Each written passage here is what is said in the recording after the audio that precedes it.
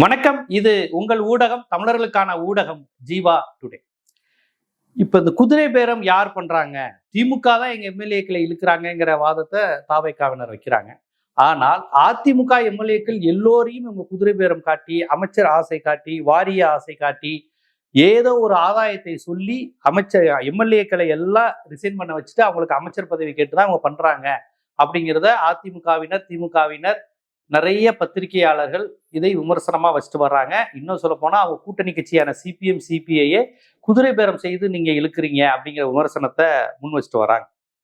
காங்கிரஸ், காதர் மொய்தீன் போன்றவங்க தான் விஜய் குதிரை பேரம் செய்யல, அவர் நேர்மையான ஆட்சி நடத்துகிறார், அவர் ஆட்சியை பார்த்துட்டு எல்லாரும் ரிசைன் பண்ணிட்டு அவர்கிட்ட சேர்றாங்கன்னு சொல்றது காதர் மொய்தீனும் காங்கிரஸ் மட்டும்தான். மற்ற எல்லா கட்சியிலும் கடுமையான விமர்சனத்தை வைக்கிறாங்க. விடுதலை சிறுத்தைகள் ரவிக்குமாரா இருக்கட்டும், விடுதலை சிறுத்தையில சேர்ந்த எஸ் பாலாஜி அவர்களாக இருக்கட்டும், எல்லாருமே கடுமையான விமர்சனத்தை முன்வைத்துக் கொண்டிருக்கிறார்கள். இந்த நிலையில் மதிமுகவை சேர்ந்த 2 சட்டமன்ற உறுப்பினர்கள் உதயசூரியன் சின்னத்தில் நின்று வெற்றி பெற்றவர்கள், அவர்கள வைகோ ஏற்கனவே ஒரு வாய் தவறி ஒரு விஷயத்த சொன்னார். வாய் தவறியா, உள்ளது உள்ளபடியா, தெரியாதனமையா என்னன்னு தெரியல. ஆனா அவரே சொன்ன வார்த்தை, விஜய் என்னை சந்தித்த போது உங்க எம்எல்ஏக்களை ராஜினாமா செய்ய சொல்லுங்க, நான் பிரச்சாரம் செய்து அவர்களை வெற்றி பெற வைக்கிறேன் என்று முதலமைச்சர் விஜயே என்னிடம் கூறினாருன்னு சொல்லிட்டாரு.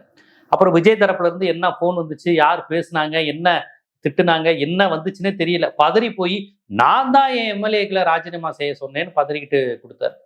இதுல என்னன்னா, முதலமைச்சரே நான் பிரச்சாரம் செய்யற, ரிசைன் பண்ணுங்க, மக்களால் தேர்ந்தெடுக்கப்பட்ட பிரதிநிதியை ராஜினாமா செய்ய வச்சு என் கட்சியில சேர வை, அல்லது நான் பிரச்சாரம் செஞ்சு ஜெயிக்க வைக்கிறேன்னு சொல்லும் போதே இதுல ஏதோ ஒரு ஆதாயம் இருக்குன்னு அர்த்தம். ஆனா இல்ல நான் தான் செய்ய சொன்னேன்னு அந்த கட்சி தலைவர் வைகோ சொன்னாலும் அதுல ஆதாயம் இருக்கு. இவர் சொன்ன என்ன, அவர் சொன்னா என்ன, எம்எல்ஏக்களை ராஜினாமா செய்ய சொல்வதின் பின்னணியில் ஏதோ ஒரு தாவேக்கா ஆதரவு இருக்கு, ஆளும் கட்சிக்கு மேஜிக் நம்பர் இல்ல, இந்த நிலையில் நாங்கள் ராஜினாமா செய்ய வச்சா அதனுடைய அர்த்தம் என்ன, ராஜினாமா செய்வதிலையும் குதிரை பேர நோக்கம் இருக்குன்னு ஏற்கனவே உச்சநீதிமன்ற தீர்ப்பெல்லாம் இருக்கு. அதையெல்லாம் சுட்டிக்காட்டி அது அர்லேகரிடம் ஆர்.எஸ். பாரதி, அதிமுக இன்பதுரை, டாக்டர் புதிய தமிழகம் கிருஷ்ணசாமி போன்றவர்கள் தொடர்ச்சியா அந்த கம்ப்ளைண்ட் ஆல்ரெடி ஆளுநர் மாளிகையில அப்படியே கிடப்பில் இருக்கு. இப்ப இந்த நிலையில் இதற்கு கூடுதலாக வலு சேர்க்கும் வகையில் என்ன நடந்திருக்குன்னா, அந்த 2 சட்டமன்ற உறுப்பினர்களும் இன்னொரு கூடுதல் விஷயத்த சொல்லியிருக்கிறாங்க.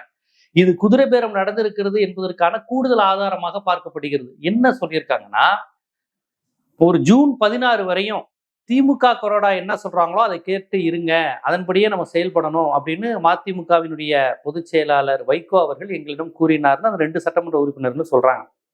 ஜூன் 16க்கு பிறகு என்ன நடந்துச்சுன்னா ரிசைன் பண்ணுங்கன்னு சொன்னாங்க அப்படின்னு சொல்றாங்க. அப்ப அந்த சட்டமன்ற உறுப்பினர்கள் மக்கள்கிட்ட கேட்டாங்க, நீங்க ரிசைன் பண்ண வேணா, நல்லா தானே இருக்கு, எதுக்கு திருப்பி நீங்க ராஜினாமா செஞ்சுட்டு இது எதுக்கு வெட்டி வேலைன்னு மக்கள் நலன் விரும்பிகள், இவருக்கு வாக்களித்தவர்கள் அதை விரும்பவில்லை அப்படிங்கிற தகவலை மதிமுக தலைமைக்கு இந்த சட்டமன்ற உறுப்பினர்கள் சொல்லியிருக்காங்க. அதற்கு வைகோ அதை விரும்பல. நான் ரிசைன் பண்ண சொன்னா ரிசைன் பண்ண சொல்ல வேண்டியதானே அப்படின்ட்டு அவருக்கு அதுல வருத்தம் தான். ஐயோ 2 எம்எல்ஏக்களை விஜய்க்கு கொடுக்க முடியலையே அப்படிங்கிறதுக்காகத்தான் விஜயை யாராவது விமர்சனம் பண்ணா தாங்கு கட்டையாக, கசாப் கட்டையில எப்படி அந்த கரியை தாங்குகிற கட்டை மாதிரி தாங்கு கட்டையாக எல்லா பழி இழிச்சொல் விமர்சனம் எது வந்தாலும் விஜயை அண்டாமல் பார்த்து கொள்ளக்கூடிய கேடயமாக, ஒரு வீரனாக, நான் ஒரு தாங்கு கட்டையாக இருந்து விஜயை பாதுகாப்பேன், பேணி நிற்பேன் அப்படின்னு அவர் சொல்லிட்டு இருந்தார். எல்லாமே இந்த 2 எம்எல்ஏ விஜய்க்கு கொடுக்க முடியலையே, விஜய் கேட்டு என்னால கொடுக்க முடியலையே, ஐயோ நான் என்ன பண்ணுவேங்கிற பதட்டமும் கோபம், அந்த ஆதங்கம் தான் அவர் வெறித்தனமான விஜய் ரசிகரா மாறி விஜய்க்கு ஆதரவு தர்றது. இந்த நிலையில் இதை கூடுதலாக அம்பலப்படுத்தும் விதமாக அது 2 சட்டமன்ற உறுப்பினர்களும் இன்னைக்கு சொல்லிட்டாங்க. என்ன கூடுதல் ஆதாரம் சொல்லியிருக்காங்கன்னா, எங்களை அவர் ரிசைன் பண்ண சொன்னாரு, நாங்க பண்ண மாட்டோம்ட்டோம். ஆனா எப்ப ரிசைன் பண்ண சொன்னாருன்னா, ஒரு அமைச்சர் சந்தித்து விட்டு போனார், அந்த இடத்துல ஒரு இக்க வச்சு முடிச்சிட்டாங்க. இப்ப இதுதான் மேட்ரு. எந்த அமைச்சர் வைகோவை சந்தித்தார், அந்த அமைச்சர் பேர் என்ன? இப்ப இதை ஒரு சம்மன் அனுப்பி ஆளுநர் மாளிகை விசாரிக்க வேண்டிய கடமை இருக்கு. ஆளுநருடைய வேலையே மேஜிக் நம்பர் இல்லாத ஒரு அரசு அந்த மேஜிக் நம்பருக்காக யாரையும் குதிரை பேரம் பண்றாங்களா, யாரையும் விலைக்கு வாங்குறாங்களா, அதுக்கான திரைமறைவு பேரங்கள் நடக்குதான்னு கண்டுபிடிப்பதுதான் ஆளுநர் மாளிகையினுடைய வேலை. அப்ப ஆளுநர் மாளிகைக்கு லட்டு மாதிரியான ஒரு செய்தியை மதிமுகவினுடைய சட்டமன்ற உறுப்பினர்கள், உதயசூரியன் சின்னத்தில் நின்று வெற்றி பெற்றவர்கள் வெளிப்படையா எங்க கட்சி தலைவர் குதிரை பேரம் பண்ணாரு, எங்க கட்சி தலைவர் ராஜினாமா செஞ்சுட்டு தாவேக்காவுக்கு ஆதரவு தரணும்னு சொன்னாரு, ஆளும் கட்சிக்கு சார்பா இருப்போம்னு சொன்னாரு, ஆளும் கட்சியை சேர்ந்த ஒரு அமைச்சர் எங்க தலைவர் வைகோவை சந்தித்தாரு, அதற்கு பிறகுதான் ரிசைன் பண்ண சொன்னாரு, நாங்க பண்ணல, நாங்க பண்ணலைங்கிற கோபத்துல துறை வைகோ எங்களை விலை போயிட்டாரு, அப்படி இப்படி ரொம்ப இழிவான வார்த்தைகளை பேசுறாரு. 42 ஆண்டுகளாக இந்த கட்சியில் நாங்கள் இருக்கிறோங்கிறாங்க. 40 வருஷத்துக்கு மேல வைகோ நம்பி இருக்கிறோம். அதை மதிமுக தொடங்குறதுக்கு முன்னாடி இருந்து வைகோன்னு இருக்கிறோங்கிறாரு. அவர் சொல்றாங்க திமுக இருந்தே இருப்பாங்கன்னு நினைக்கிறேன். திமுக வைகோ இருக்கும்போதே அவர் ஆதரவாளராக இருந்திருப்பாங்கன்னு நினைக்கிறேன். அவர் சொல்றாரு. அந்த அளவுக்கு வைகோவை மட்டுமே தலைவனா ஏற்றுக்கொண்டு நாங்க நின்று இந்த முறை அவர் எங்களுக்கு பிரச்சாரம் செய்து திமுக பற்றி போற்றி பொழுது அவர் பேசி அதுக்காக பெற்ற வாக்குகள் அதை 10 நாள்ல மாத்துங்கன்னா இப்படி ஓட்டு போட்டு மைக்கரையிற 10 நாளைக்கு முன்னாடி ரிசைன் பண்ணிட்டு நீ விஜய் ஆதரி விஜய் கட்சியில சேர்ந்துரு, உங்களை நான் அமைச்சர் பதவியா ஆக்கி தரேன். இப்ப அதான் 2 இதுல குதிரை பெறத்துக்கான ஆதாரம் வலிமையானது. சாதாரண எம்எல்ஏ பதவியை ராஜினாமா செஞ்சுட்டு மீண்டும் எம்எல்ஏ ஆகிறதுக்கு அவன் என்ன முட்டாளா? நான் தெரியாம கேட்கிறேன். நான் ஆல்ரெடி மக்களை நீ எம்எல்ஏ ஆக்கிட்டாங்க, திருப்பி ராஜினாமா செஞ்சு திருப்பி நான் எம்எல்ஏ ஆகிறேன். நம்ம போட்ட மக்கள் முட்டாளா இல்ல நான் முட்டாளா? அப்ப கூடுதலா ஏதாவது வேணும். என்னது? அமைச்சர். எப்பா நீ எம்எல்ஏ ராஜினாமா செஞ்சுட்டு நின்னா விஜய் உன்னை ஜெயிக்க வச்சு அமைச்சராக்குவாரு அப்படிங்கிற ஆசை வார்த்தை. அப்ப குதிரை பேரத்துக்கான ஆதாரம் இதுதான். இது அவங்க சொல்லியிருக்காங்க, அமைச்சர் பதவி தருவாங்கன்னு சொல்லியிருக்கிறாங்க. அப்ப குதிரை பேரத்துக்கான ஆதாரம் இது வலுவானது.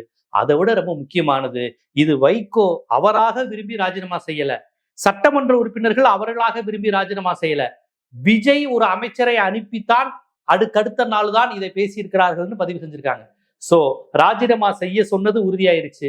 விஜய் செய்ய சொன்னாரா அப்படிங்கிறதுக்கான விஷயமும் விஜய் தான் செய்ய சொன்னாரு இந்த எம்எல்ஏக்கள் சொல்றாங்க. விஜய் சார்பா ஒரு அமைச்சர் பேசினாங்கன்னு சொல்றாங்க. வைகோ இப்படி அமைச்சர் பதவி தருவாங்க அதனால ராஜினாமா செய்யுங்கன்னு இருக்காங்க. அப்போ ஆளும் கட்சி ஒரு நிலை, அதாவது ஒரு கவர்மெண்ட்டுக்கு தேவையான நம்பர் இல்லாத போது அதை வலுப்படுத்துவதற்காக பிற கட்சிகளை ராஜினாமா செய்ய வச்சு தான் கட்சியில சேர்த்துக்க வைப்பது, அல்லது பிற கட்சியிலிருந்து எம்எல்ஏக்களை இழுப்பது, எம்எல்ஏவோட பதவியோட இருப்பது, அல்லது பதவியை இழக்க வைத்து விட்டு எங்கள்கிட்ட சேர்ப்பது, எப்படியாக இருந்தாலும் உங்களுக்கு 4 டெஸ்ட்ல விஜய் கவர்மெண்ட்டை காப்பாற்றுவதற்கான வேலையா தான் இது அமையும் அப்படிங்கிறது ரொம்ப வெளிப்படையாக. பெரிய அரசியல் நுட்பங்கள்லாம் இல்ல, தேவையில்லை. சராசரியா பாக்குறவங்களுக்கே தெரியும். இந்த ராஜினாமா யாருக்கு பயன்படும்? விஜய்க்கு தான் பயன்படும். அப்ப விஜய்க்கு பயன்படும்னா ராஜினாமா செய்யற இவங்களுக்கு அமைச்சர் பதவி சொன்னது யாரு? கட்சி தலைவரே சொல்லியிருக்காரு. கட்சி தலைவர்கிட்ட சொன்னது யாரு? விஜயை பார்க்க வந்த ஒரு அமைச்சர். அந்த அமைச்சரை யார் அனுப்பிப்பாரு? விஜய். அப்ப விஜய், வைகோ, அந்த அமைச்சர் 3 பேருக்குமே சம்மன் அனுப்ப வேண்டிய கட்டாயத்தில் ஆளுநர் மாளிகை இருக்கு. ஏற்கனவே இந்த கம்ப்ளைண்ட் போயிருச்சு. குதிரை பேரங்கிறதுக்கான ஆடியோ வீடியோ ஆதாரம் எல்லாம் போயிருச்சு. வைகோ பேசுனது எல்லாம் 2 பேட்டியும் போயிருச்சு. விஜய் தான் ராஜினாமா செய்ய சொன்னாருங்கிற பேட்டியும் போயிருச்சு. இல்ல நான் தான் ராஜினாமா செய்ய சொன்னேங்கிற அந்த பேட்டியும் போயிருச்சு. இந்த நிலையில் இப்போது அவங்களுக்கு அமைச்சர் பதவி தருவாங்க அதனால ராஜினாமா செய்யுங்கன்னு அவங்க சொன்ன விஷயம் ஆல்ரெடி சிக்கியிருக்கு. ஒரு அமைச்சர் வைகோட்ட பேசினாருன்னு சொல்லியிருக்கிறாங்க. இப்போ ஆளுநர் மாளிகை என்ன நடவடிக்கை எடுக்க போகுது? இதுக்கு மேல குதிரை பெறதுக்கான ஆதாரம் வேணுமாங்கிற கேள்வி பொதுவில் உண்டது. ஏற்கனவே கோவில்பட்டி எம்எல்ஏ கருணாநிதியை ராஜினாமா செய்ய வைப்போம்னு தாவேகா மாவட்ட செயலாளர் சபதம் எடுத்தாரு. உங்களுக்கு நாகர்கோயில் எம்எல்ஏ ஒருத்தரை ராஜினாமா செய்ய வைப்போம்னு மிரட்டுவதா செய்தி வந்தது. அனிதா ராதாகிருஷ்ணனை வாங்க ராஜினாமா செஞ்சுட்டு வாங்கன்னு பேரம் பேசப்பட்டதா அனிதா ராதாகிருஷ்ணன் சொன்னதும் ஒரு கான்செப்ட் இருந்திருக்கு. இதுபோக டிடிவி தினகரன் கட்சியை சேர்ந்தவர் காமராஜ்ங்கிறவர் அவரை இந்த மாதிரி குதிரை பேரம் செய்தாங்கன்னு டிடிவி தினகரன்ல இருந்து பிரேமலதால இருந்து எல்லாருமே அந்த விமர்சனத்தை முன் வச்சாங்க. அது போக விஜயபாஸ்கர்கள் 2 பேரு அவங்களே வாக்குமூலம் கொடுத்து விஜய் எங்களை அப்ரோச் பண்ணாங்கன்னு 2 விஜயபாஸ்கரும் பிரஸ் மீட்ல கொடுத்த வீடியோ ஆடியோ அப்படியே இருக்கு. சோ பலர் இதே விஜயபாஸ்கர் ஓஎஸ் மணியின் யாருக்கு டெல்டா பகுதியில் உள்ள ஒரு அதிமுக எம்எல்ஏ வாங்க அமைச்சர் பதவி பேசிக்கலான்னு இவங்களே இங்க சேர்ந்திருக்காங்க. இவங்க ஒருத்தவங்களை பேசினாங்கன்னு சொன்னதா ஒரு தகவல்.